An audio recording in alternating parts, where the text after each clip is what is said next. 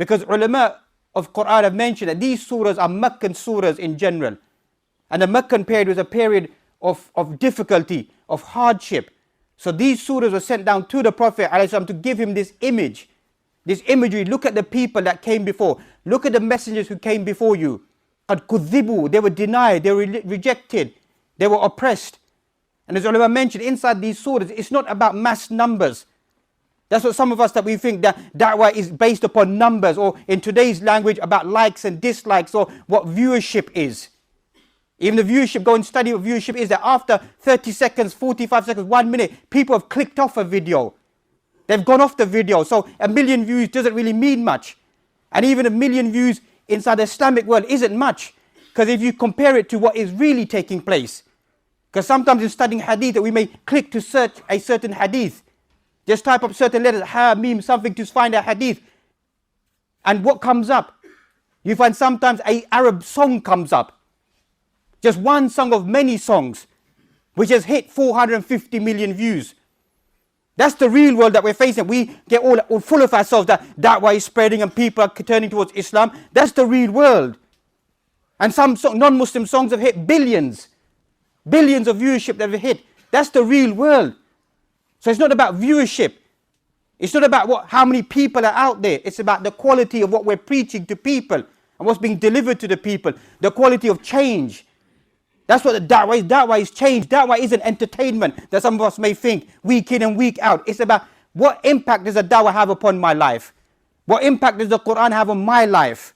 وَكُلًّا نَقُصُّ عَلَيْكَ مِنْ أَنْبَاءِ رُسُلٍ مَا نُثَبِّتُ بِفُؤَادَكَ. This is the reason why we sent down these ayat to strengthen you, Ya Rasulullah. The hardships that you're going through, being expelled from Mecca, the torture, your wife passing away. That's why many ulama say that Surah Yusuf is revealing Amul Huzn, the year of grief, of sorrow of the Prophet ﷺ, that you feel that you went through hardship. You feel you went through difficulty. Look at what happened before to all these messengers came before you, and specifically Yusuf ﷺ. And likewise, we said that the prime theme of these surahs is belief, is tawheed. وَاسْتَقِمْ كَمَا أُمِرْتَ.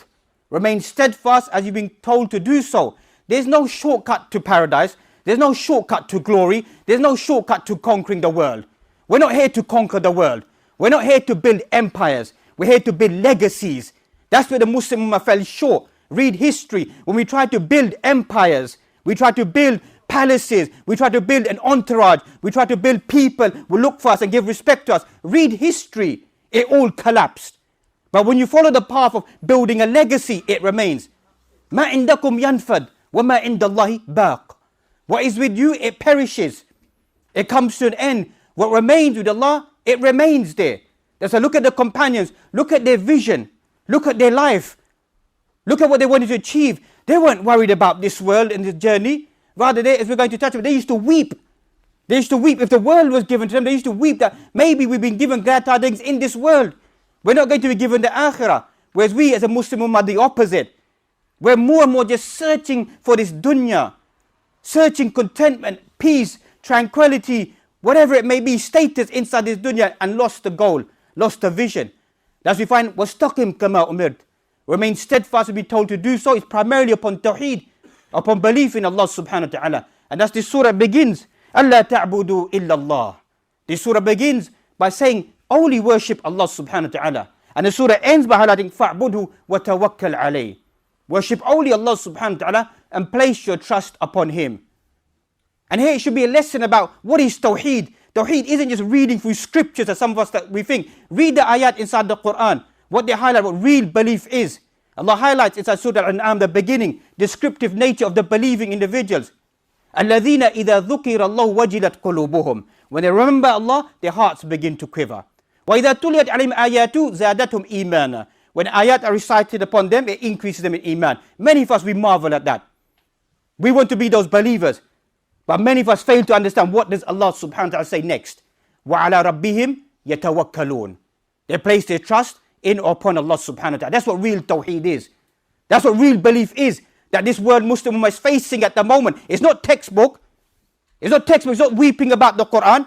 That when you make a decision, when you want to do something, وَعَلَى رَبِّهِمْ يَتَوَكَّلُونَ. You place your trust in Allah subhanahu wa ta'ala. You don't be malicious.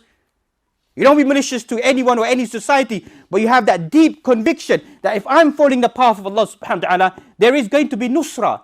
There's going to be victory. That's why Ibn Kathir inside his tafsir he mentions, وَاسْتَقِمْ كَمَا أُمِرْ, remain steadfast. The only way that victory will come for the Muslim ummah, as he highlights inside his tafsir, Ibn Kathir, at-tafsir al-Quran al-Azim, he said the only way victory will come is when you remain steadfast.